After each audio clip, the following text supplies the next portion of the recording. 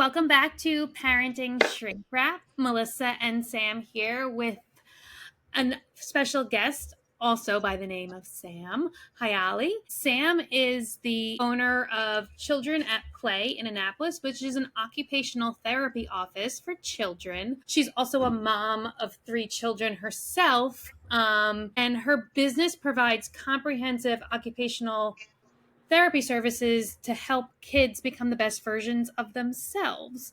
So we're really excited to have Sam on with us today to give us all a better understanding of actually what is occupational therapy. That's what I'm excited for. I really am, because I don't really understand it. I know it exists. I know it's useful. I know it's like people talk about it, but I don't quite know. I've never used it, nor have any of my children. I don't quite know when someone would call an occupational therapist. So I'm excited for today's talk too. So Sam, welcome. Tell us, before we get into that, tell us a little bit about you. Tell us how you got into this work. What brings you to occupational therapy? Introduce yourself. Yeah, so my name's Samantha. I am the owner of Children at Play. I started Children at Play in 2000 in my basement, and then we've moved practices twice and grown and moved into a new space in West Annapolis. Getting into OT, I went to Bring Your Child to Work Day with my friend's mom in high school, and she was an OT, and I said, "Yep, okay, this is what I'll do." And then I went to Towson for college, and I did a 5-year master's program and started doing OT right from there. What did you, when you went to go to work with your friend's mom day, what did you see your friend's mom doing that you gravitated towards?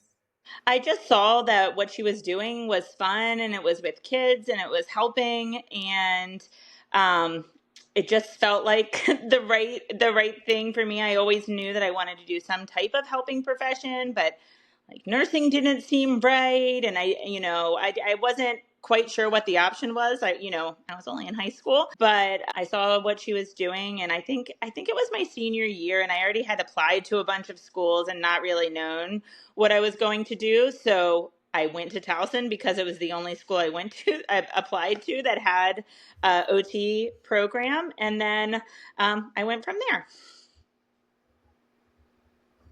So can you tell, well, our listeners, but also me,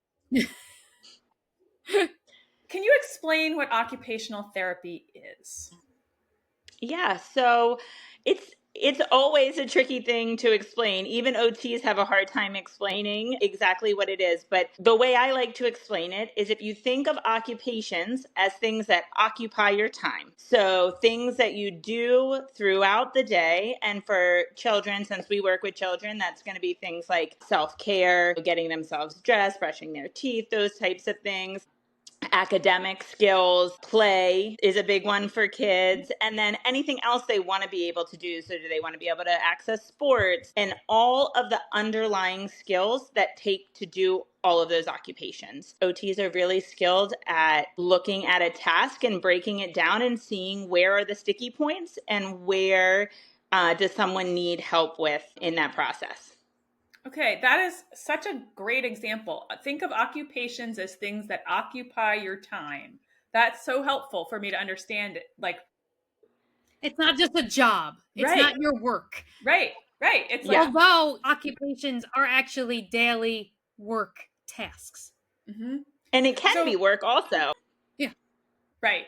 Like, school is work for a kid, in my opinion. Like, you don't go to work as a child, but you do go to school. Every kid gets educated, and there's a lot of tasks you need. I mean, Sam, you worked in education for years. Yeah, I know. And so I have a little bit put you on the spot question, Sam. So like, sure. Think of a child who's like a hot potato, just like can't sit still, or like, bounces around all the time. My own son, when he was little, like he couldn't sit in a chair at dinner. We had to put him on one of those big inflatable exercise balls. And so he was like always moving and bouncing, right? Just so he would stay at the dinner table. And we were afraid he would like bang his chin on the table because he was bouncing so hard sometimes. So give me an example of, if you were going to break down the mini tasks or the things you would focus on. If I said to you, hey, I've got this student, or it's my son, or whoever it is, that cannot the only time they're comfortable is when they're moving. Like can't sit still for any kind of task, including eating a meal, much less sit on the circle for circle time or stay in a desk for a test. What are some of the subtasks that you would identify and then address in OT for a kid who presented like that? Yeah, so one of the first things we would do is we want to look at his like postural control and his strength in his core. So does he have the physical ability to stay upright? And yes, kids can move a lot, but can they stay still? So if you even think about yourself like exercising and doing a plank, it's a lot harder to stay still in a plank than wiggle around, change your position. You can stay there a lot longer if you're moving. So do they have the postural control to maintain a seated position? So we look at core strength, back strength, all of those kind of stability. So that'd be one thing that we looked at. And then we would also be looking at his sensory systems. Like, is he trying to regulate his sensory systems to be able to complete that task? So we would look at his proprioceptive system. So that is, does he know where his body is in space? How aware is he of his body and his motions? And then his vestibular system. So what does his relationship with gravity look like? Does he need a lot of movement to pay attention? So we look at all of those different things, and then we make some assessments and then decide where to intervene. And OTs do two things. So we would work on his postural control if that was an issue, but then also the accommodation would be sitting on a ball. So we want him to be able to do the task. He needs to be able to sit at dinner and engage with his family. So we work from the top down and the bottom up at the same time. So making him able to do the task while also fixing the underlying issues of why that might be tricky for him. And I know for sure that Sam has treated lots of kids like your own in her practice because I refer them to her. You know what? When you started talking, my aha in what you were saying was, first I need to understand, does the kid have this like physical capacity to perform the task?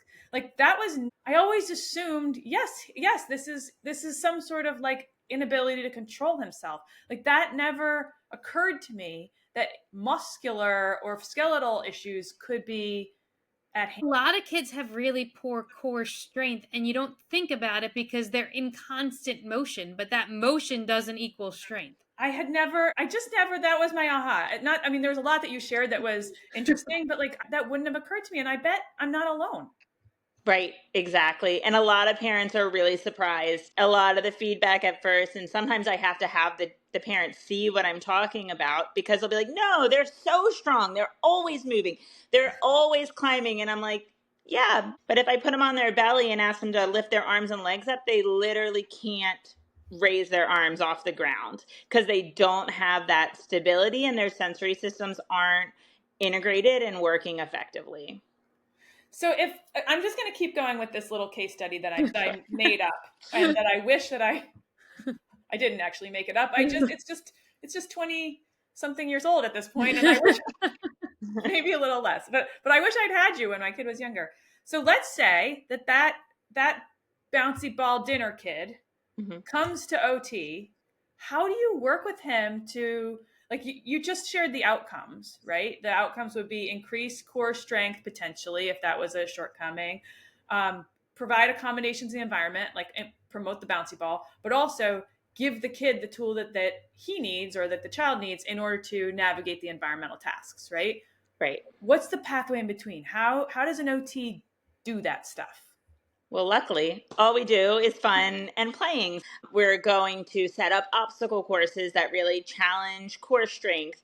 We're going to, when we do activities, we're going to really work on like moving the core, staying on a ball, maybe sitting on a ball to play a game, and reaching onto the floor and back up, so that we're really engaging the core in different positions. But the good thing about it is it just looks like fun and play. And what we're really skilled at doing is finding the just right challenge for the kids. So many of these kids they go to gym class and they do all these things, but they use all these compensatory strategies to get through it and not really do the activity as it's intended on being. So we are really good at finding like where is enough challenge that we see growth, but not so much that the child's shutting down or avoiding or turning into the silly kid who falls out of their chair on purpose because sitting is hard. So we really find those like that sticky point where we're finding that just right challenge to really build skills and keep the child engaged in what they're doing. Sam, how long does that process typically take for an average kid who's presenting with like this type of issue? I would say 6 months is the minimum that we usually recommend for OT, and that's dependent on the kid, on the diagnosis, on how far they are behind with their skills. Sometimes it's longer, oftentimes it's longer, but a lot of times it's checking in, and we're not here to make perfect kids. We're just trying here to solve the problems.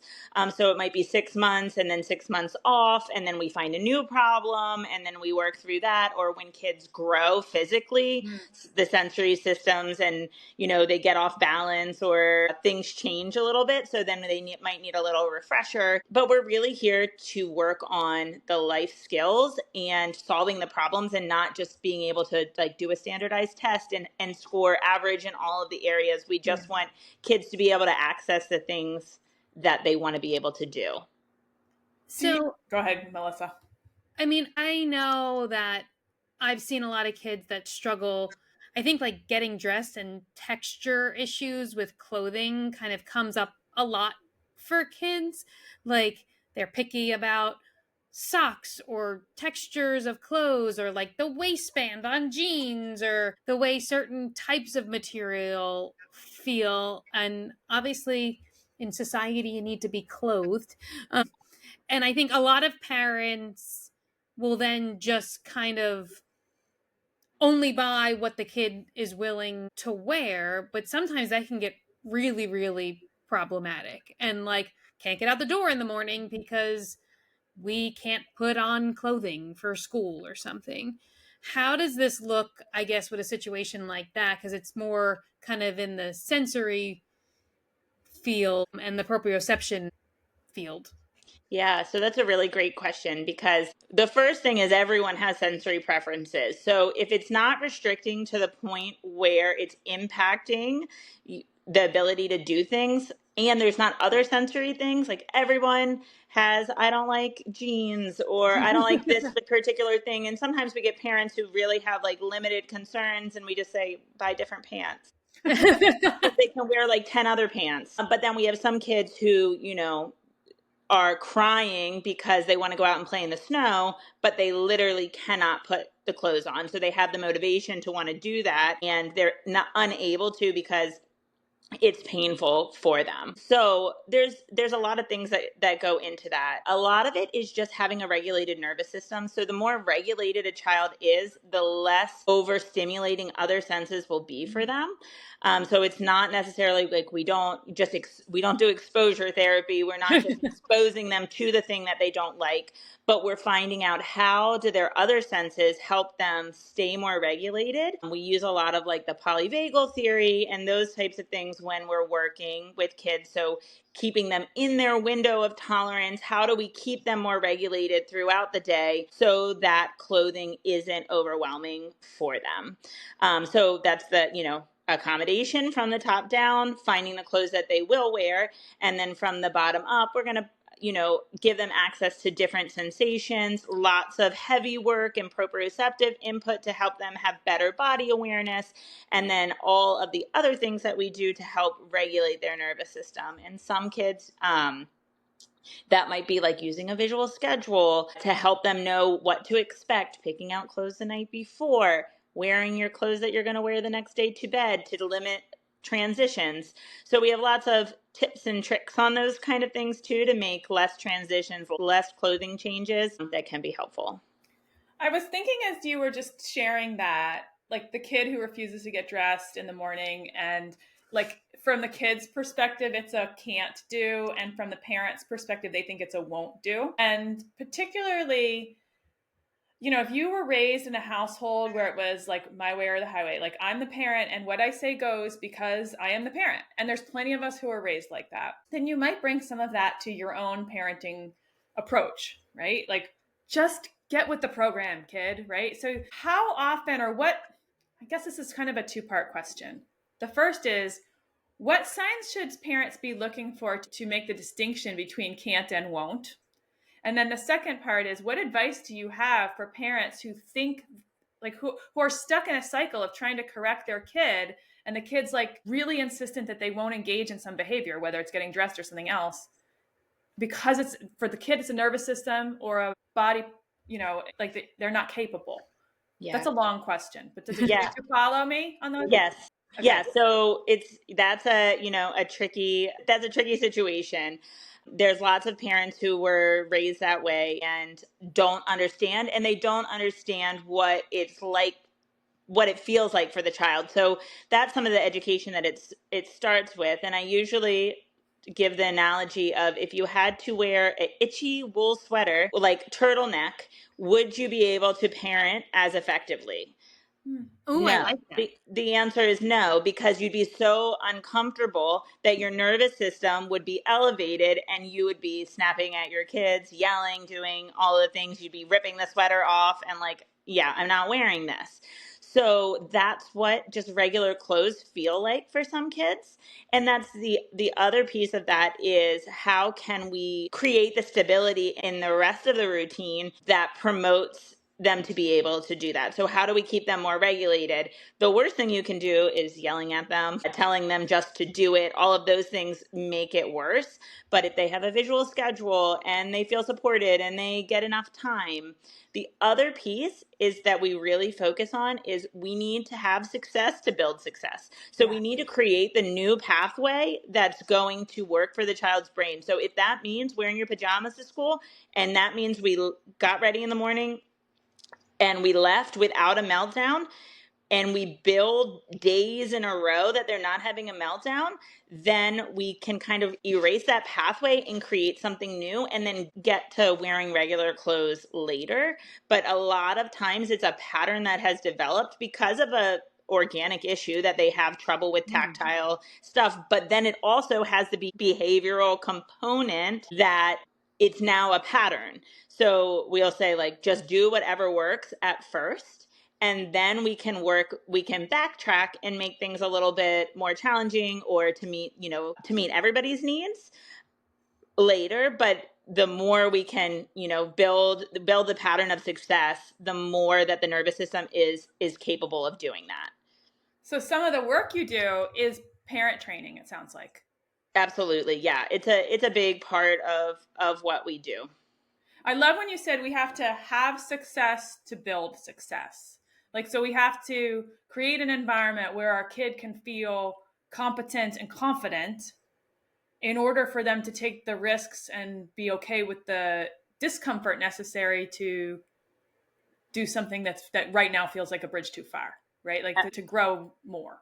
Absolutely. I think it's similar, Sam, like when people come to you for therapy or people come to me, like a lot of times you're seeing them often at their worst, and they're presenting the same way at Sam's practice as well, that like something is really not going well, and probably hasn't been going well for a long period of time. So you're not getting the best version to start. So that kid is probably feeling pretty down about whatever they're not capable of doing, or probably unfortunately has been gotten in trouble or reprimanded for something that may not be fully in their control. Well, what I think too is the field of occupational therapy is not well enough known in the households to, like, Definitely not. right, to be like, oh, this is what I'm facing right now with my child. This could fall under the umbrella of occupational therapy. What I think regular therapy, mental health therapy, is having a moment, right? Like when I grew up, it was very few people sought therapy. It certainly wasn't normalized. And now that's not the case. It's a regular part of people's wellness routine for kids and adults. But I still, like, I just wouldn't have known this issue that I'm seeing in my household is something an OT could help with. I didn't. And so, Sam, where like, how do families learn this from their pediatrician? Like, now as a therapist, I'm going to be thinking, like, could this be a body issue too? Now, I don't work with younger kids. I start with like preteens and up, but I do see teens at her practice. Yeah, I'm going to come back to that. But like, how do people find you? And I'm hoping that like just this conversation can start spreading the word about use of OT as a great resource to bring into your household if you need to.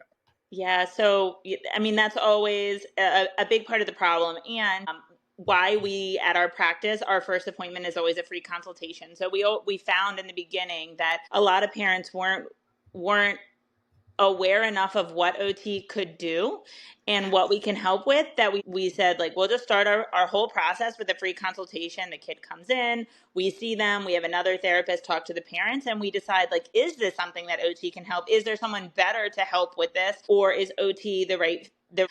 Sometimes pediatricians will refer for OT, and there's lots of pediatricians that we have good relationships with who refer, but it's mostly from their patients coming in and saying, like, oh, we went to OT and it helped with the X, Y, and Z, and this problem is better. And then those are the pediatricians who refer to us. Mm-hmm. I wouldn't say it's a general statement that, your pediatrician will know whether or not to refer you to an OT. We try to do lots of education for preschools and elementary schools in the area, talking to other professionals, other therapists and stuff about what we do. But a lot of it is just that parents, like, lots of it comes from the Facebook groups and the parent being like, hey, I did OT for this problem and this really helped me. And lots of that is how we start seeing patients. Yeah. I as a parenting coach, like, it's a joke, but it's not really a joke. I say, when a person says, I'm going to the dentist, whoever is talking to you has a general idea of what's going to happen when you go to the dentist. Right. Something with your teeth, right? Something. But when someone says, I'm going to a parenting coach, which is what I do in addition to providing therapy, like, what happens there? So I do the same thing. What happens when you're with a parenting coach? And I imagine it's like, I'm going to OT. Again, I didn't have a concept. And like, I'm starting to be able to picture it. I'm starting to be able to picture, like, kids playing in a way that's directed by the therapist, the occupational therapist, in a way that feels fun and challenging for the kid, but is also growing muscles, growing comfort, and regulating the nervous system, and putting them on the brink of challenge. And it looks like a really fun space too, because it looks like walking into a place that looks like a kid's gym. So there's like the kids are like, ooh, it's playtime. They don't even realize, I think, depending on the age of the kid, that it's really like occupational therapy. Mm-hmm. That it's, it doesn't look like that. It doesn't look like a doctor's office or anything like that. It looks like we're going to go play. Yeah. Yeah. And that's probably one of the most important things too, because we need kids' nervous system in that safe and secure place to have anything happen. To make changes, we have to have them engaged and playful and all of those pieces. And that's why sometimes I say preteens are a little bit hard to work with. And almost teenagers do better than preteens, because as soon as they get into that brain space of this is for babies or I don't want to be here, it's over. So I always tell parents when they come in for a consultation, if your kid gets in the car and they say, when can I come back? No matter what their age is, then that's a good sign that therapy is going to be really helpful for them. But if they get in the car and they're like, that was for babies, I'm never going back, I say, come back later. Because it won't be helpful for them if that's how they're feeling about it. Well, how does this work look different with like a preteen who's willing, or a teenager for that matter? Because it's very different if you're working with like a 6-7-year-old in elementary school versus a middle school or a high schooler. Developmentally, they're vastly different. That was my question too. I'm glad you asked that. Yeah. Yeah, so much more collaborative with the older kids. Not that it's not collaborative with the younger kids, but they just want to play. They don't really care, like, what it is. They just want to play. The older kids, It's more like, let's also solve your problem, or what do you want to be able to do that you can't do, and how can we work towards that together? Lots of education for them about their sensory systems. So how do, loud noises bother you? What kind of things can you do? Other people have this, other people who are, sharing about their diagnosis and what that means for how they engage with the world and how they interpret things is also a big part of what we do with our teens. So I work with teens on the autism spectrum. I work with teens who have high anxiety. I work with teens who have experienced trauma. And these are all things these are all circumstances for bodies or that can create really like hypersensitivity in the nervous system. Some of these kids present like they have trouble in crowds, like too much input overwhelms them. And the input could be auditory, visual, sensory feeling input. How would you work with an older kid who had that presentation? So a lot of, we do a lot of interoceptive work with those kids as well. So how is your body feeling when you do this? We might still put them on a swing or something because they typically like it. So, when you're on your swing, do you feel your heart rate is lower? Do you feel like you have less anxiety? How, we're checking in with how their body is feeling when they're doing those kind of things. And then giving them like real world situations, like, if you're at a party or if you're at a birthday or, and it's too overwhelming, what are the things that you can do to be more regulated? Okay. And then of course, some of it is like probably anticipating, like this is probably some about what, like anticipating, okay, that situation, given where you are right now in your progress, or given what your nervous system does and doesn't do at the moment, just know that you going into that situation could activate you in a way you don't like right now. And Exactly. I also think, related to particularly Sam's practice to children at play, one other thing they do that's related to this is they do offer social skills, which not every occupational therapy practice is going to offer. But I think it's a nice addition of another service that they do offer at children at play, because there's overlap there in the individual work of how am I feeling as an individual, and then being able to kind of practice those skills in a really safe, more regulated environment. Yeah, and I think it's really important that it's not necessarily social skills. So we're not teaching, it's usually for autistic teens, ADHD, but more of the autistic teens. We're teaching, we're teaching more neurodiverse skills, and how might that differ from neurotypical social skills, and how to differentiate between those things. And we do more education on those things, but we're not saying like, oh yeah, you have to make eye contact, or people are expecting you to do X, Y, and Z. It's more of a place where neurodiverse kids can just come together and be themselves. That's the big part. But also, we're not teaching them to be neurotypical. So we're not teaching neurotypical skills where we might share some information about neurotypical skills, like, oh yeah, neurotypical people might expect X, Y, and Z, so you might see them feel offended if you're not looking at them. And like, how can you either share what your needs are, or better communicate with a variety of different people, but not necessarily like teaching social skills. It sounds very affirming. Yes. Yeah. I'm so glad to have had this conversation. This has been very light bulby for me. It's very eye-opening. It's probably a long overdue conversation. So thank you, Melissa, for bringing Sam onto the podcast. So happy she was able to make it. Me too. Sam, any final words, anything you want our listeners to understand, or anything that you want to say about your passion for your occupation?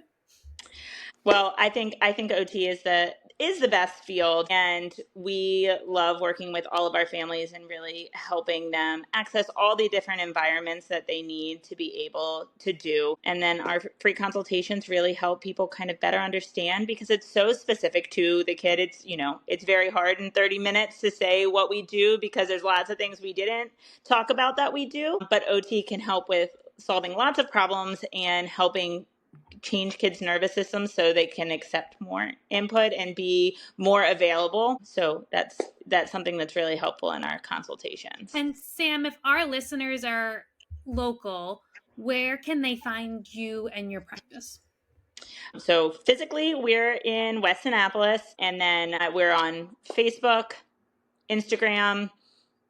You can email me. We'll make sure we put links in the show notes for our listeners. Well, thank you so much for being a part of Parenting Shrink Wrap, for bringing your expertise to the table, and also just for doing what you do in the world. I think that you might be a bit of an unsung hero, as are a whole lot of OTs. And thank you, listeners, for tuning in to another episode of Parenting Shrink Wrap. Keep doing what you do. Keep raising the next generation of world changers. We love you. We love your kids.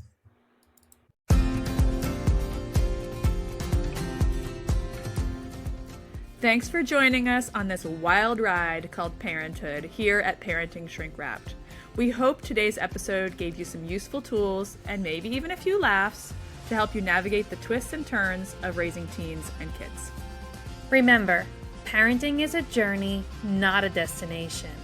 And no matter where you are on the road, we're here to help you stay on course. Whether it's monumental meltdowns, teenage turmoil, or just the everyday chaos, you don't have to travel this path alone. So until next time, keep your seatbelt fastened, your sense of humor intact, and your eyes on the road. We'll be back soon with more compassionate conversations and practical strategies to support you and your family. Don't forget to subscribe to Parenting Shrink Wrapped wherever you get your podcasts so you never miss an episode. And if you've enjoyed today's show, we'd love it if you'd leave us a review and share it with a friend.